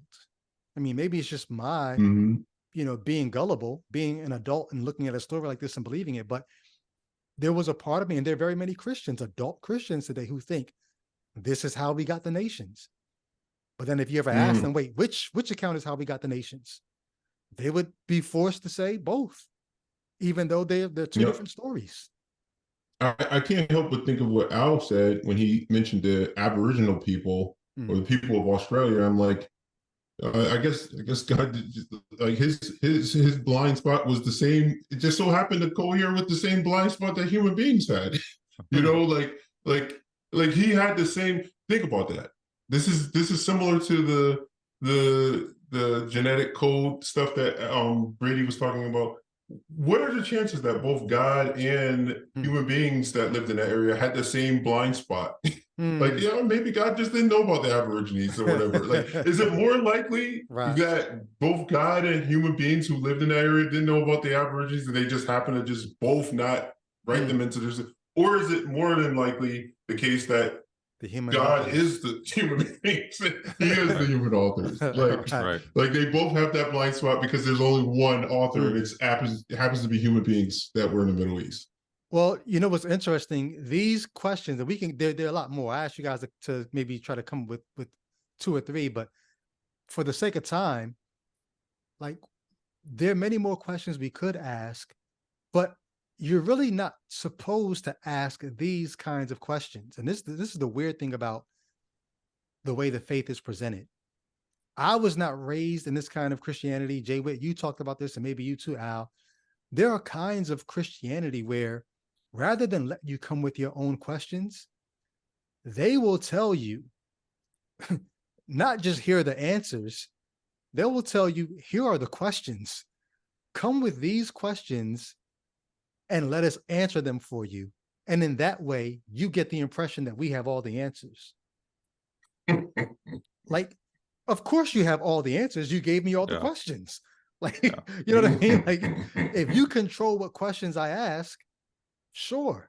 But you know, it's called the catechisms. And Jay Witt, you went through the catechisms.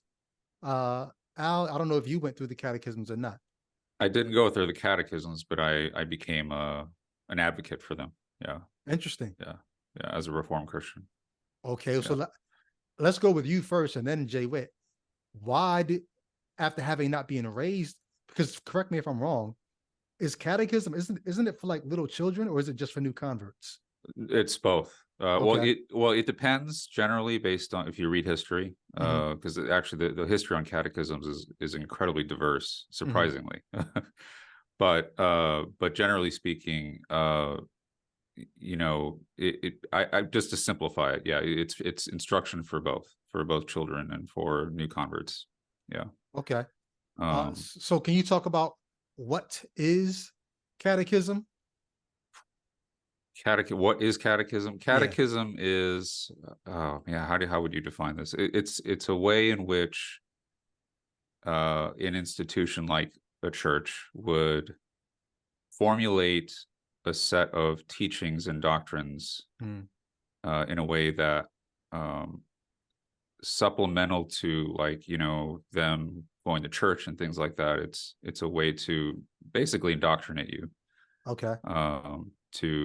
To help you learn the fundamentals of the faith and understanding the gospel, understanding God, who He is, and is salvation. All catechism in the same format of no questions and answers? Yeah.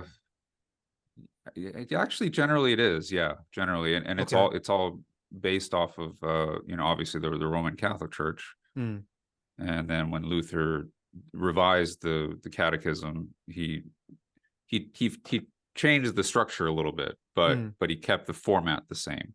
So the format is, here are the questions, and here are the answers. Here are the answers. All right. So in a minute we're going to talk about. We compared this on an episode of Exit Strategy. We compared this to like WWF or like karate, you know, choreographed karate. But we'll explain. We'll explain that comparison in a second. But can you give any examples of a catechism that you kind of went through? So the catechism that I went through the most. Well, I'm sorry. Hold on. Really good question. Do you still remember the catechism? So I don't. Not a lot of them. So for some reason, I remember like the first one of the Westminster Catechism, as well as the first question on the Belgic. The Heidelberg Catechism. Can you give us the Heidelberg, the first question and answer? What is thy only comfort in life and death? That is the first question, Heidelberg. Wow. And it's a very, I actually like that question. Even to this day. What is thy only, think about that. Yeah. What is your only comfort in life and death? So somebody has framed the question for you. Right. Basically letting you know this is what's important. Right. What is your only comfort in life and death? And what is the answer? It's a long answer, but it's basically saying that to put your rest and hope in the work of Jesus that He's done for you, God sending Him as, you know, man and you know, et cetera, and then being dying for you and rising for you is for your salvation of your soul. So that's my little paraphrase after not looking at it for like. Well, I'll read years. I'll read it off. Yeah, you can read it off. The answer. The answer is that I am not my own, but belong body and soul, in life and in death, to my faithful Savior Jesus Christ. He has fully paid for. I don't want to read it just for its indoctrinating effect. Gotcha. Even upon reading it, it just sounds like disgusting. It does sound. But basically, that's You know, I thought about this. I saw there was a man who lost his kid in a bombing, and unfortunately, rest in peace to that kid. And those children, actually, there were several children, and I saw him doing the motions of Salah, like the Islamic or Muslim motions of prayer. And I realized that just how deeply ingrained like certain kinds of indoctrination get, like that when you're experiencing trauma, this kind of catechesis and this kind of training, especially when you start it early, it becomes so much a part of a person that it's set up that way. It's just, I mean, it's easy to laugh at this stuff because it is laughable, but also it's been engineered to train people to, like, you're giving them the answers, you're giving them the questions, and you're giving them, now along with giving them the questions and the answers, you're training their brains and how to think about certain things, and making it nearly impossible. I should let you breathe, let the point breathe. But you it makes it finish very that hard thought. Making it nearly impossible. Yeah, for finish the thought. Yeah. Well, it makes it very hard for them to think outside of because if you know at the age of 4 you're being told this is what's important and this is what. Wow. If you're not asking this question, you're not asking the right question, and this is the proper answer for that. So this goes back to when I was saying before, when I was talking about the ultimate questions, right? What is our origin, destiny, and meaning? And Jay, you challenged me. Why are those the ultimate questions? Who says? Right, who says I have to care about those things? And even though I still think they are important questions, it did make me have to stop and say, well, damn, why? Why do I have to care? Who says I have to care about that? But if you get me thinking about life that way, now I go around always positioning myself to care about those things chiefly, or those things primarily. And so it's sort of it is indoctrination, and it's kind of manipulative in a sense. Well, I think what's also kind of interesting, if you study the history of catechisms, because it kind of aligns with you know, the ancient world as well as the medieval world actually had superstitions about utterances. They believed that words almost had power. You know, like there is a magical element that could happen, or how just think about how even taking the Lord's name in vain is such a sin, right? So I think this whole idea of being able to, you're not just indoctrinating, it's also they also believe that there was a kind of efficacious thing that was happening if you uttered these words. Wow. As well. So, and then it's interesting because when you look at like the history of catechisms, I don't want to go too much into it, but like the early church kind of did it, and it was a little more like baptism was less of a focus at the time in some ways, and that learning the catechism more or less was the rite of passage into salvation, your own like salvation. And then when you kind of see it in the medieval church, that kind of changed a bit, and then it became more about baptism and the sacraments. And then when the Reformation got along, the reformers wanted to bring that back and to really hone it as a way to indoctrinate and teach. Yeah. You know. So what got you, if you weren't raised in it, Al, what got you to start digging into the catechisms? To be honest, it was the persuasiveness of how they were written. So I got into it because I remember, I think it was Scott Clark, who was an advocate for kind of going back to the confessional reform, you know, tradition. And I was intrigued by that. So when I actually started to read the Westminster Confession and read the catechisms, and I was just like, oh my gosh, this is like, it's just well constructed. It's well worded. It's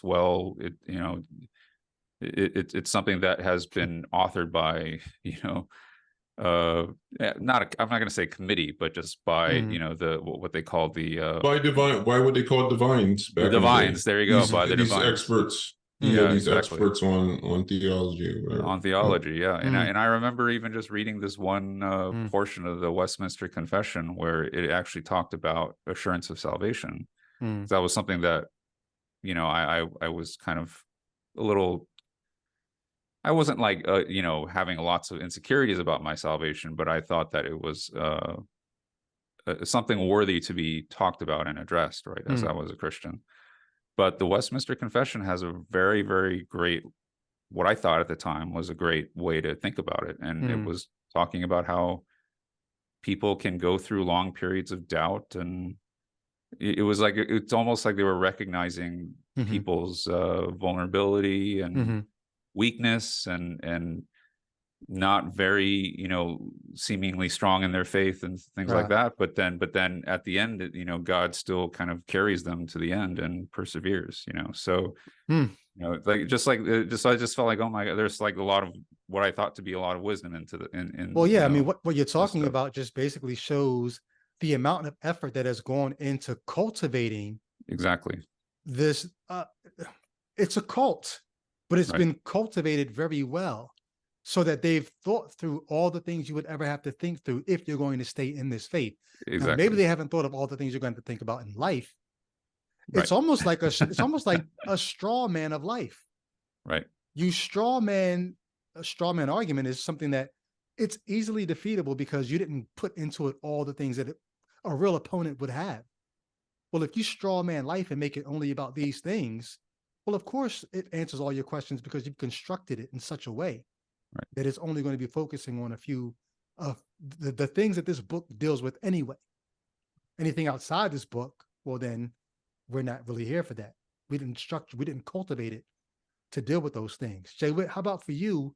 What was your experience like with catechism? How early or late in the faith did you get into it? And what was its contribution to, I guess, the vitality of your faith, your confidence in it, and all that?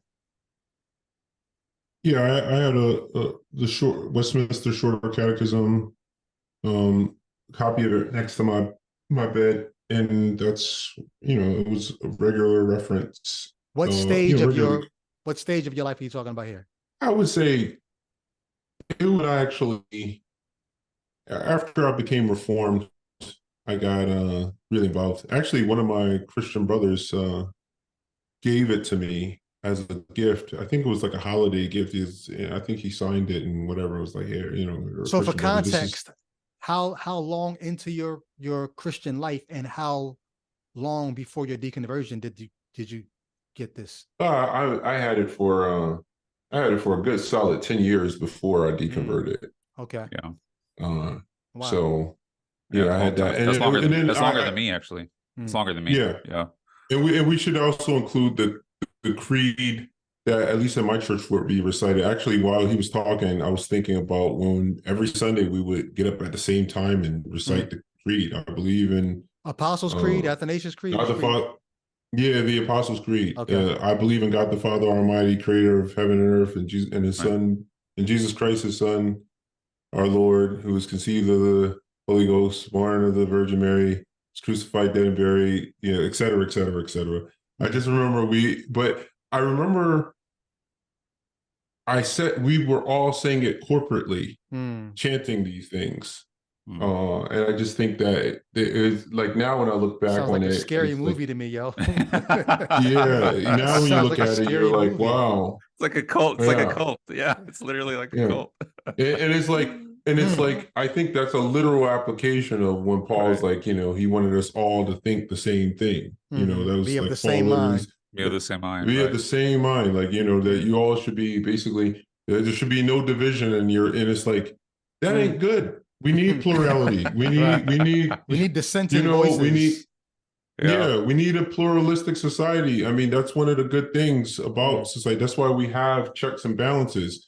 I mean, you don't have checks and balances when everybody is just like, and that's, that's true. Anyway, I don't want to go into too much of it. Well, no, I'm a very curious guy. I may not even use this part, but I'm just curious. Did you stop the catechisms? At what part of your deconversion did you stop going through the catechism? It's been so long. I would be lying if I tried to act like I remembered exactly what order was. But I think the catechism, you're holding on for dear life. You're just holding on to the word by that point, brother. It's just like, if I could just avoid letting go of the word. So I know that would have been the last thing. The catechism is like that. It's like, you remember when Jonah they started tossing stuff off of the boat. They were like, no, we're trying to save nothing would save them. And then they finally have to toss Jonah. Like, the last thing I tossed was probably the Bible, but prior to it, I'm sure pretty early on, the catechism got tossed. It's like, all right, I can let this one go, but I'm holding on to the text, you know, until I had to let that go, you know. But the catechism was one of the things that went along. It was supplemental, and I thought it was a good way to try to order, you know, order my life at the time. You know, it's like just I wanted an organization to my study because I saw how fruitless years of studying the Bible without like kind of parameters and goals. So I had certain memorization. You know, anyway, this is going on and on. But yeah, the catechism definitely does set you up. Catechesis is the process of basically questioning and answering. It's a way to teach via the interrogation, but all of it's baked in. So like you say, the questions being pre-prepared, again, you're teaching the person how to think. Yeah. You know, it may not even occur to them. I was gonna say, you're teaching them, you're not really teaching, well, yeah. You're teaching them how to think, but you're really teaching them what to think about. Right. This is the subject matter that needs to occupy you. Yeah. And when it's does like occupy you, think about it this way. Yep. It's the go-kart that has like you ever do the go-kart thing and you're like, when I said go-kart, I think it's go-kart or whatever, but basically at some point your acceleration, it can only be so much. You know, you want to go so fast. You can put the pedal to the metal. It ain't gonna let you go any faster. It's governed. It has a governor in it that keeps it from going too fast. Yeah. You can't really do the things that you want or maybe even need to do. And that sort of goes into the video. I'm going to play this video of somebody who was trained to do something, but because their training didn't match the real world scenario, it didn't go so well. Hold on. 3, 2, 1, go. Okay, fingers in. Okay, seatbelt comes off. There we go. Loop in. Okay, now with my other hand, I'm going to kick the seat back and I'm going to open the seat. I'm going to open the door, okay? 3, 2, 1. All the way down. I'm out and I can escape freely, okay? Ah! 2 fingers. 2 fingers. Seat down.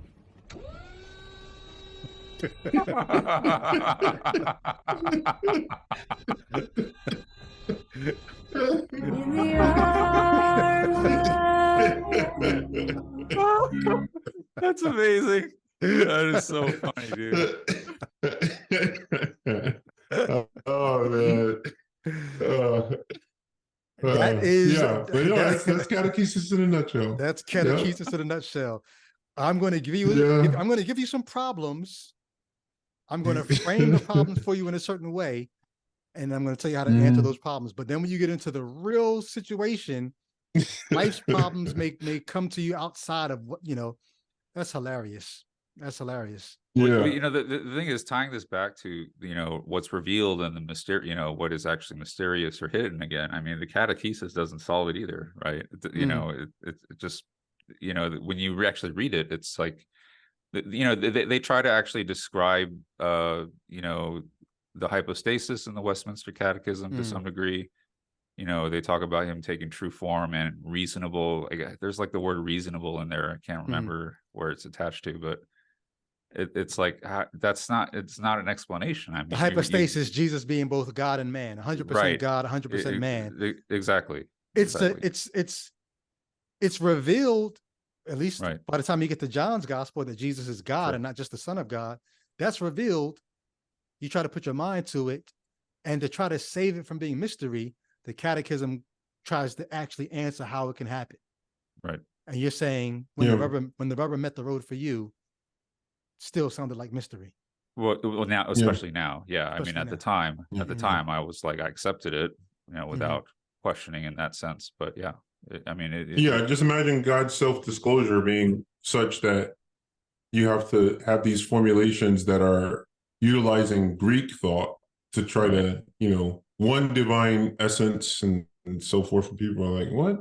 You know, like obviously you have people who, you have Christian denominations to this very day that are modalist, that don't believe in Trinitarian formula because they would say, oh well, this is I will say rightfully so. They'll say this is extra biblical. Like, I mean, not that, and a lot of the argument against it is, well, you basically can't even interpret the Bible without being extra biblical. But then, there are some serious questions, because again, this goes back to what we talked about previously when we were talking about how like this was when this idea came up, how they don't mind going beyond the text when they can control the conversation. Yeah. Like for instance, in hypostasis or whatever, right? They talk about a hypostatic union. The language they use to describe that is not found in the text. They don't mind formulating something, saying, okay, we have this inference here, we have this, so we have to come up with we have to synthesize these ideas, and we might have to borrow from the Greeks to do this, right? And they do that. But then you come to them with other questions, and they're like, Brady, you think God's here to answer all your questions? Well, and this came up on the episode of Exit Strategy. We were talking about how Paul in Romans 9 through 11, he actually tries to dive into this very deep issue about God predestining and electing and calling, and then he gets into whether or not the human being can say to God, well, if you formed me this way, how could you find fault? And Paul's entertaining his interlocutor. He's anticipating these questions and even answering them with, who are you, old man, to say to God?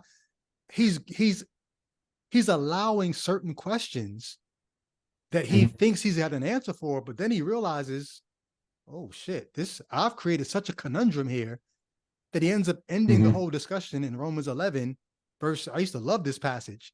Now I'm like, this is BS. But he ends the whole discussion with, the depths, right? Oh, the depths of the wisdom and the depths of the riches of the wisdom and knowledge of God. Wisdom and knowledge of God. Yeah. How unsearchable are his judgments and his ways past finding out. Like you acted like you were telling me the wisdom and knowledge of God. This whole time, you acted like you were giving me revelation. Right. Then when you stepped in the shit for real, you ended up talking about the depths of the riches of the wisdom. Who can know his mind? Weren't you giving me his mind this entire time? I never thought of that passage that way. Which is it? Great. Is it that you're giving me the mind of God, or is it who can know the mind of God? Right. Yeah. Is it revelation or is it mystery? Right. It's almost like when you get into a pool, right? And you're walking in a shallow, and it gets deeper and deeper, and eventually, some people get scared when they can't. When their feet, well, I guess you can relate to this, Brady. You're not a swimmer. Right. Once your feet can't touch that ground and you can still be above, then you're like, all right, this is getting a little too deep. Right. The depths of that's a great analogy, because as long as your feet can touch the ground, you feel confident. Even me, the non-swimmer, I can feel very confident as long as my feet are, but like you said, the second I start, I'm turning around, reaching for the shore, because all that confidence is going out the window. Well, the Christian talks very confident with the Bible in their hand, because the Bible tells me so. The Bible tells me so. Until you get into those areas where, well, the Bible says this, but we know this now. The Bible says this, but now all of a sudden it's mystery. Now all of a sudden it's, the depths of the riches of the wisdom and knowledge of God. Yeah, or basically the bland answer of some real generalization where it's like, okay, well, we know he did it. Like what we talked about before. It's like, whatever it says, we don't know the mechanism that you were, but we know he did it. Yeah. It's like, brother, we got a whole story in front of us, It's a little depressing to think about this, because that passage is describing a kind of catharsis that the writer is having, and that's the kind of that a lot of people would, I guess, experience that. They would whatever feeling, like I've had those feelings too. I've had those experiences, but it's once again, you can have it, but then you failed in that mission. You failed in that process entirely. What do you mean? Because you end up really coming out not really understanding anything, right? So, but then you have this cathartic feeling that you feel like you do. this, I guess in some senses it's a feeling of awe, but you can't even put words to it. You can't describe it, but you've kind of undermined your entire enterprise in that process. So it's kind of depressing to Well, think about it that way. he's soothing him. He's soothing It's himself. self-soothing. Yeah, it's a way of self-soothing. Right. Correct. Yeah. Well, you made me think but, of a former episode where we talked about that. You go from awe to awe. Like there's a letdown because I thought right. you were doing something. I thought you were telling me something. I thought you were telling me something, right? And now I'm like, oh wait, you didn't tell me anything. Yeah. It makes me remember. This goes back to the exit strategy convo, Jay Witt. But when I realized that my favorite martial artists were doing choreographed fight scenes. Like I thought Jackie Chan was really beating these guys up. I thought Jet Li was, right. And then you find out about, the Chinese opera house, and you find out about how choreographed it all is. Like, wait, these weren't real fight scenes. And of course you hear about, but he really is that fast. He really does have that power. But these scenes are all choreographed. Well, guess what? These in the Jay, what you talked about WWF, right? Ric Flair and Hulk Hogan, like, they Jimmy Superfly Snuka, right off the top rope. These are choreographed scenes.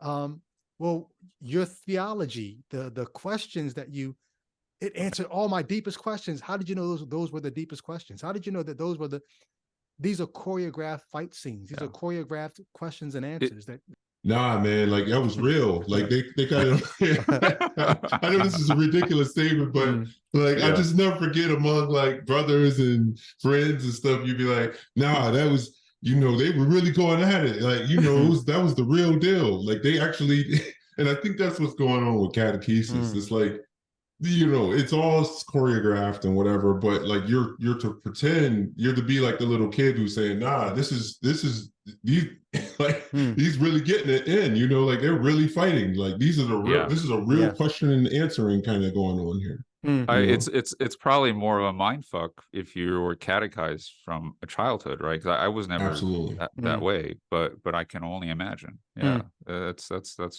really it's crazy. Well, let's end on this note, because I'm thinking, we talked about if the Bible is God's revelation, and he was just favoring the recipient generation, the generation that first received it, much to the chagrin of every generation that came after that, every generation that came after, you won't be getting anything that you could really sink your teeth into, because it wasn't written for or to you, or if it was written for you, it wasn't written to you.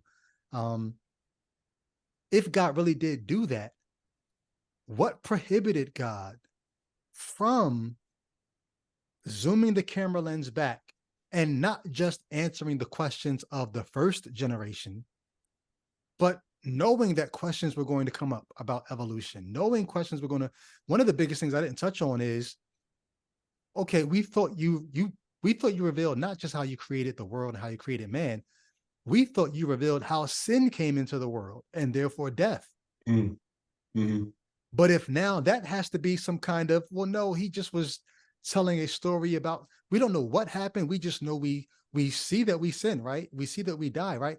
So even if Adam and Eve isn't a real story, as the progressives will say, like, no, Peter Enns will say, Paul was wrong about Adam.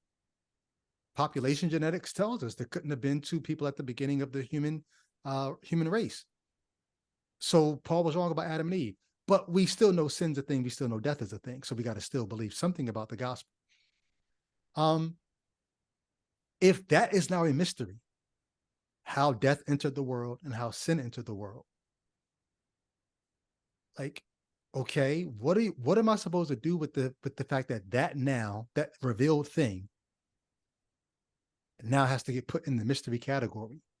And what prohibited God from including in the scriptures something that would aid a future generation so that your catechesis is not just a choreographed dance that doesn't anticipate, the invention of car seats that don't go down because of a lever, right. That go down now because of a button. And even before I saw that, Jay, when I used to drive those kind of cars, I used to think that if I'm driving around Philly, Philly's a violent city. If the gunshots start flying in Philly, I could just But now that I have one of those kind of cars, I'm like, man, if the bullets start slow death, if the bullets start flying, I'm like, I can't do that no more. Like, car designers could have thought like, hey, people might need to get low real quick. Shouldn't they have included a button that only hit this button if you want to go down real slow, only hit this button if you need to go down real fast? They could have thought ahead. They could have thought ahead. One of the more useless usages of electricity, because I mean, you could just a lever works just fine. Well, no, because no, in a sense, the lever was sometimes too jolting because maybe you didn't want to go back too fast. Right. So the easy recline, that's cool. But you could have been forward thinking enough to say there are going to be situations where you might need to do the 2-finger, and you could have. What was preventing Bible God from thinking ahead, saying, I know this is just polemic, these ancient stories, it's going to work for this generation. What was preventing Bible God from saying, but let me put something in here for the future? No, because he wants you. Well, the answer is easy. He wants you to have to either thoroughly immerse yourself into those centuries of thought, or rely on somebody who did it for you in proxy. So add that to the catechism. The catechism should include that question and answer. That's amazing. Yeah. Any last thoughts on this show? No, this is good. No, we're good. Yeah. So comment section, you guys could be thinking, talk to us. What are some of your questions that go outside the scope of why doesn't the Bible speak to this? How does the choreographed nature of God's Q&A, how does it fail? How does it take you from all to all? Yeah. And like, subscribe, remember? Oh yeah. And please like, subscribe.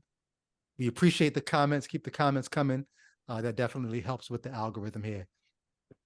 That being said, we're going to end on that note. Thank you guys for tuning in, and we'll catch you on the next one. All right. Peace.